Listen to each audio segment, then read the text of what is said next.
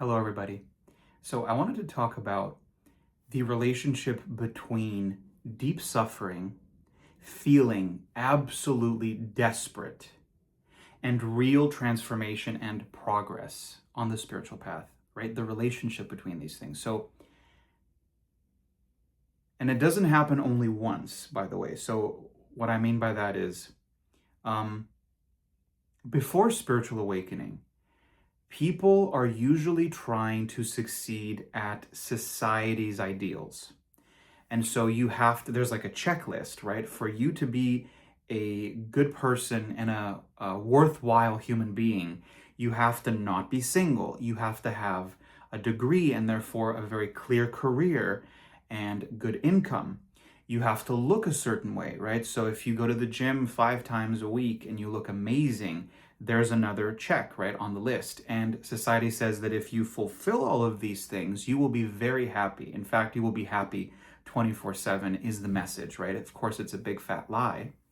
Um, and so before spiritual awakening, usually someone is failing at all of these things, right? It doesn't have to be all of them. For some people, it could be just one, and that's enough to bring up, huge amounts of suffering. But I think for most people, in order for them to hit rock bottom, one thing goes wrong, then another one, and suddenly their whole life is like falling apart.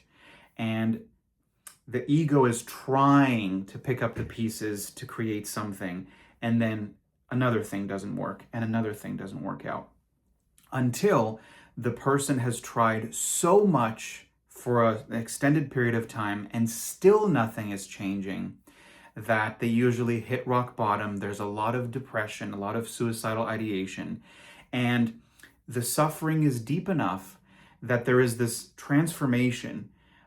There is a switch from trying desperately to fix the external circumstances to feel better. Something has been seen through. So, again, remember I said desperation and deep suffering. This has to be at a certain depth that finally the person sees for themselves that the answer cannot be changing the external. Like, this giant suffering is not here really because of the external. The external failures are triggering this, and I've tried to fix, my life and make it look better, but something now is being seen through, and the person changes their focus from trying to change their life externally to looking within. And this is the beginning of the spiritual path.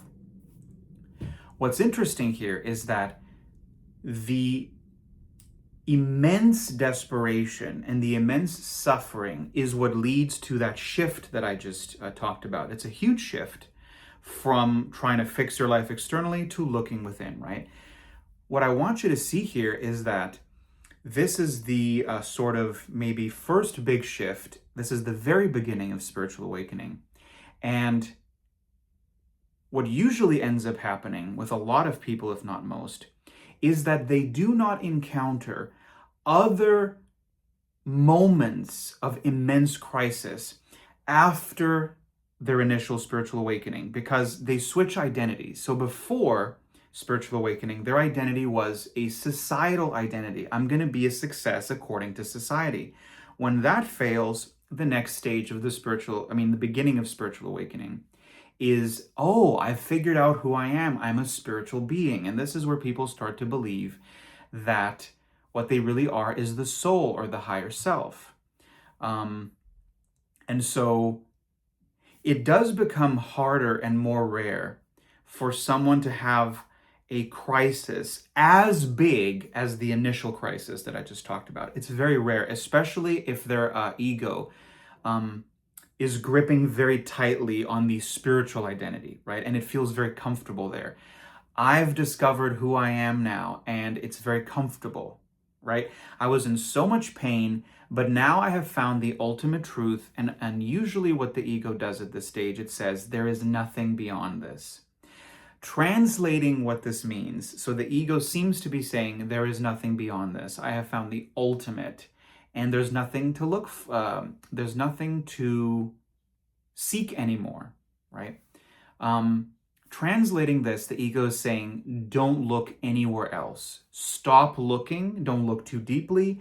Don't try to find content that contradicts where you are, right? So if someone believes that they are a light being and the only thing that they are is light and love and everything that feels good, if they feel anything negative at this stage, at the very beginning of spiritual awakening, they will do everything to not look at that, to blame what they feel, negative feelings on other people. Other people have bad energy. This room has bad energy. It can't be me, right? So that's the stage. So many people, I think, mature a little bit from this point. And so I don't think it's like, 1%. I'd say maybe 20%, 30%, who knows. They move on from this a little bit and they become a little bit more mature. And so they're not like completely running away from their negative emotions. They're not completely blaming any negative feeling, any unpleasant feeling on something else or someone else. But I think that the majority are at the very beginning where they don't want to see anything, they don't want to investigate, they don't want to do inquiry, they don't want to see anything that's negative. The people who have become a little bit more mature from that stage, I think that then this is where the vast majority of people stop. And more or less, it's the end of their spiritual awakening. Remember, they're at the very beginning in the sense that the ego, the depth of your pain and the depth of your arrogance and your coldness and the depth of your anger and rage and the depth of feeling worthless and wanting to die because the pain is so deep. Like I'd say 70 to 80%, if not more, has not even been seen at this stage, right? I'm just trying to remember. That the point of this video is to show you why often at this stage that I said, like a little bit more mature from trying to blame everyone and not want to feel any negative emotions, people move on a little bit from there and that's about it. The reason I'm talking about this is to bring clarity as to why you may feel like either you're not moving, you're not transforming, you're not having any progress. It's very difficult for the ego to get to a point where it once again says, I can't do this, I can't bear this level of pain, I want to die. It's very difficult for that to happen after this initial spiritual awakening. And so if the desperation is not there, if the giant suffering is not there, think about it. It doesn't even make sense that you would want to investigate about pain, right? Because you feel pretty good. You feel comfortable enough at that stage. And so it's kind of, I was going to say funny, that your life circumstance, and I'm not saying this is 100% of the time, I'm just kind of generalizing, I think most of the time, your life circumstance has to be bad enough for your ego, for crisis after crisis to continue happening. And if this is not happening, which kind of sounds odd now that I'm saying this stuff, what I'm really trying to say is that oftentimes you will have had your spiritual awakening, you will have matured a little bit, and your life, according to your ego, is not that bad. Right? This is some people. They always knew what they wanted to be in terms of career. And so they went after that. They got a degree or training or whatever. And they like what they do. They make a decent amount of money. And so that's taken care of, right? So your ego feels very comfortable with that. You may be in a romantic relationship. And so it's not perfect. But again, you're not facing the deep pain that comes with being single and seeing other couples, right? The ego always believes that someone else is going to validate your worth. And so if you don't have someone else, it is proof that you are worthless, right? What I'm trying to show here is that if your life is not that bad, according to the ego, right?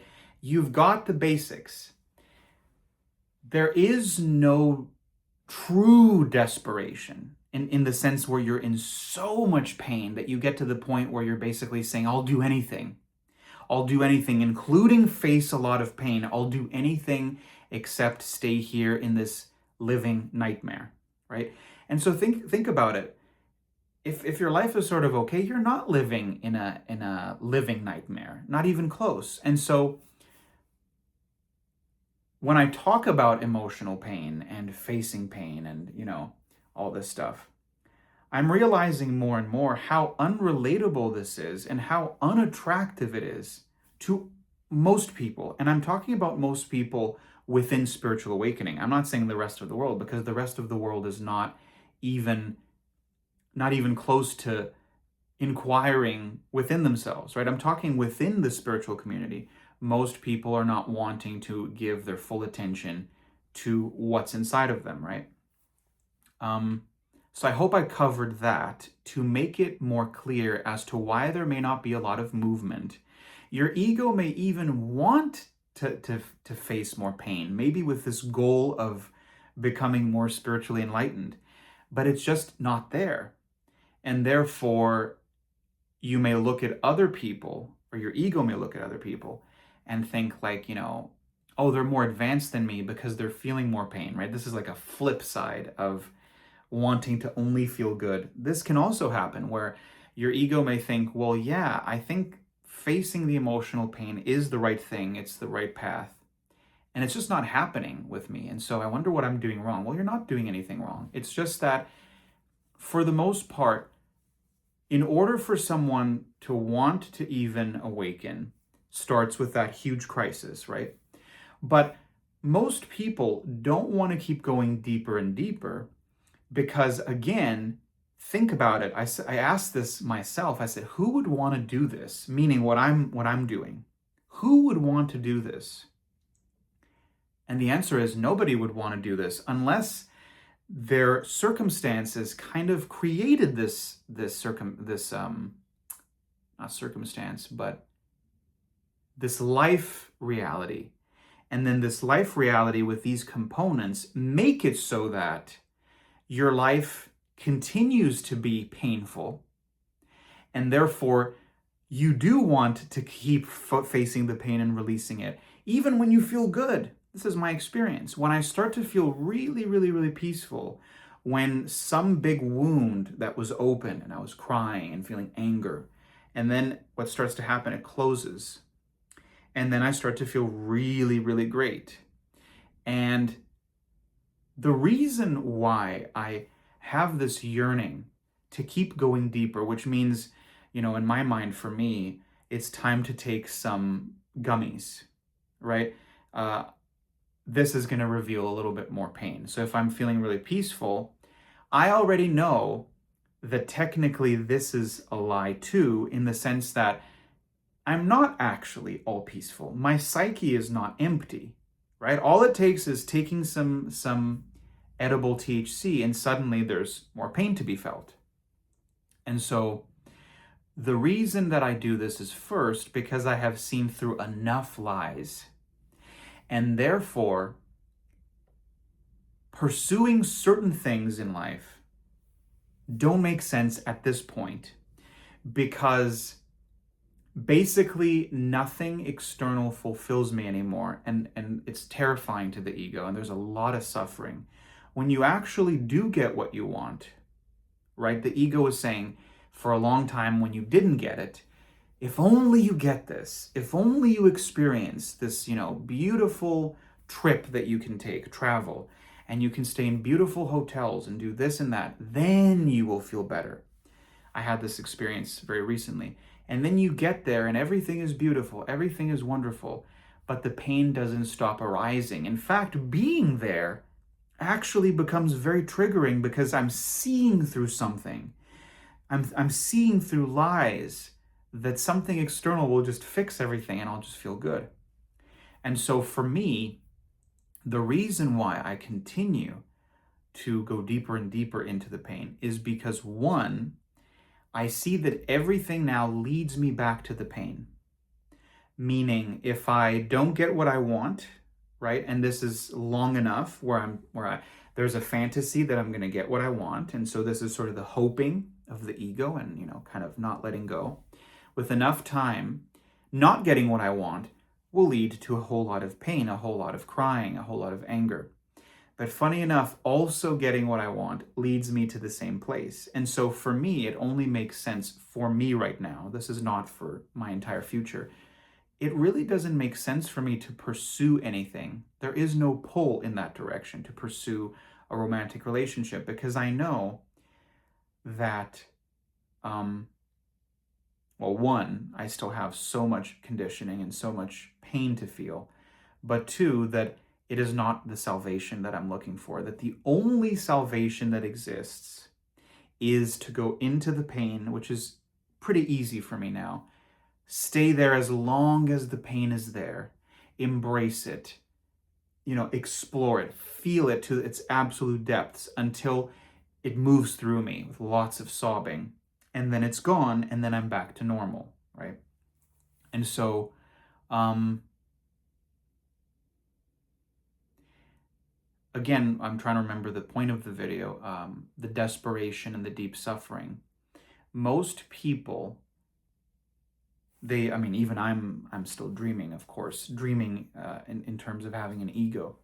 But many people are having very good dreams, meaning that they haven't seen through enough lies for it to sort of ruin it for them. What I mean by this is someone who is in a relationship with someone and they also have friends and they haven't seen through, let's say, the lie that being around other people makes you feel less lonely. That's a lie, right?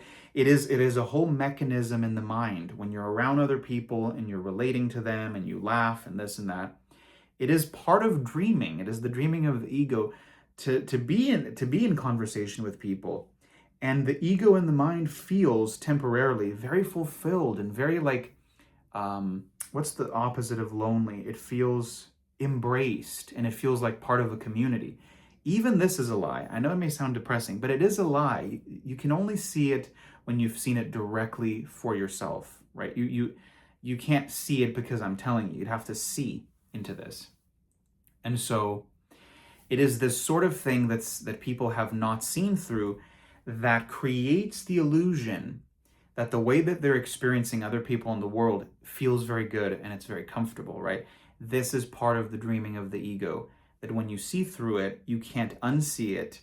And when you see this sort of thing, it is so painful to see because it takes away another huge layer of what I would call anesthesia. The thing that keeps pain suppressed so that you don't see it and you don't feel it and it's not there. Once you see through these lies, it gets harder and harder to hide from your own pain. And so since I've always been so obsessed with finding it and seeing it, you know why I think I'm like that? I was thinking this the other day.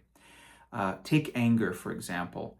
In this sort of duality, and what I mean by duality is I was someone who suppressed my anger in an absolute way.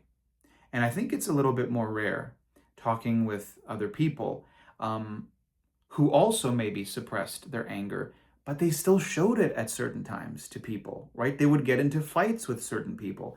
This didn't happen for me at all. So it shows you the depth of my suppression with my anger. I mean, with everything else too, but I'm focusing on anger. And so it's sort of like, the expression of like the swinging of the pendulum, where it goes to one extreme, but then it must go to the other extreme before it kind of equalizes and is kind of in the middle. So my suppression was total and absolute. And so I think I have this inner hunger to see it all to an absurd degree, almost like an obsession, where I have to see it all, because the pain of suppressing it totally is such a deep pain that I think it births or creates this sort of hunger to go to the other side, right? And to explore it as equally as I suppressed it, right? Let me see if there's anything else. The video is pretty long already, almost 20 minutes. I think this is a good thing to say.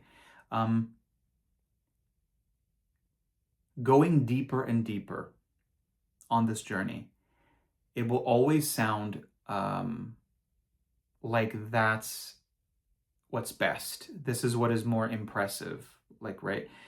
But there is nothing wrong with simply enjoying where you are and also not wanting to go deeper and deeper, right? Because there's nothing wrong with anything. There are no rules. There are no things you should do or shouldn't do. And so if you find that you don't want to go deeper and deeper, and you know that it's because you don't want to feel all this horrible pain, you just want to enjoy your life, and you kind of can enjoy your life, then just do that, right? Now, if you do have a hunger to go deeper and deeper, it's probably because of what I just mentioned about myself.